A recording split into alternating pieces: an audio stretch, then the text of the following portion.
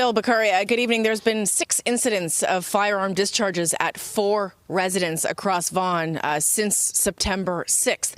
4 of the incidents involve 2 homes in particular. The one behind me here on Farrell Road, you can see it behind me with the red brick awning over the garage and the front walkway entrance. It was targeted back on September 6th and then again overnight around 3:30 in the morning. The first time I've heard surveillance video footage, there was some upwards of 15 shots fired at this home. Last night, a neighbor tells me she heard 3 shots, a pause, and then 3 more shots. Another home on Allison Ann Way, about 600 meters from where we're standing, also targeted twice, the same 2 nights, September 6th overnight, and again last night. In both of those incidents, and in all of the incidents, actually, thankfully, no one was injured by this gunfire. The homes shot at, the vehicles and the driveways shot at, and it's becoming quite unnerving for the people who live here in this community. I can tell you this home on Farrell Road specifically is one that police have said has been at least linked to organized crime. What do I mean by that? Well, the person associated with this home is Alexander Vinogradsky, 39 years old, a kingpin in the tow truck industry. He was gunned down in a homicide last year. I'm told his family still lives here at this home. Police saying all of the incidents are linked, though they would not link all of them to the tow truck industry. Here's what we heard from York Regional Police Constable Lisa Moskaluk. We are aware and we know, we understand that this is very concerning for the residents in the community of Vaughan. It's important to understand that these incidents are targeted between specific individuals.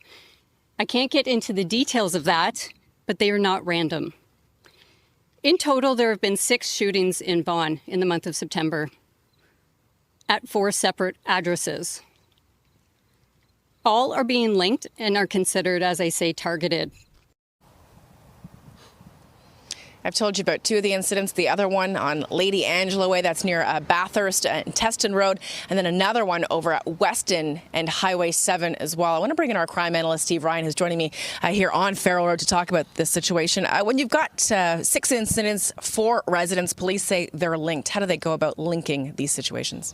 Intelligence-led, often, where they will gather information from people that are embedded in that industry to feed them information.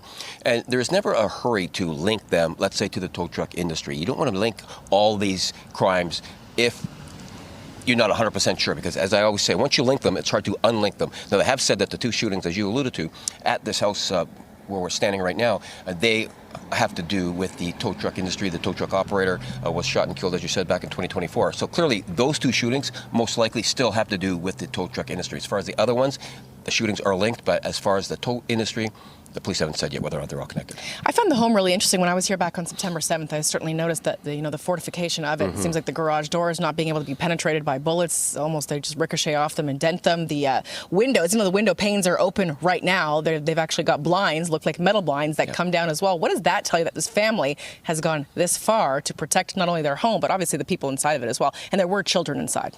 It's a threat. And even the fact that the man that was associated to this house was murdered back in 2024. Those living inside that home still feel that there is some sort of threat. I have seen very few homes that are fortified like this home appears to be. The garage doors, the bullet holes or the indentations, the bullets didn't proceed through the garage doors, certainly suggests that they are bulletproof. And very few homes that I've seen fortified like this. But given the fact that the family went out and did this, certainly suggests that there is still a threat that they do perceive to be real. Police have so far arrested 1 person. They don't know how many suspects they're still looking for. Police saying today they believe this was a hired gun, that all of these are hired guns, using stolen vehicles. What does that say to you? Well, it's a sign of the times. Hired guns are out there in certain industries. The tow industry is no different when it comes to people willing and prepared to do the deed for the right amount of money. So now they have 1 person in custody. The associates, all the other associates around that person may be valuable information for the police with regards to other evidence, but it's baby steps. It takes a lot of time to gather that information. Yeah, and as you and I spoke about, with the Piper Arms shooting back then, also associated to the tow truck industry, you got to get the head of the snake. That's right. That's what police are looking for. Steve Ryan, thanks so much for this, and of course we'll have live coverage continued at 5:30 here on CB24 as well. Bakari, Phil, back to you guys. All right, Beatrice and Steve, thanks so much for that conversation.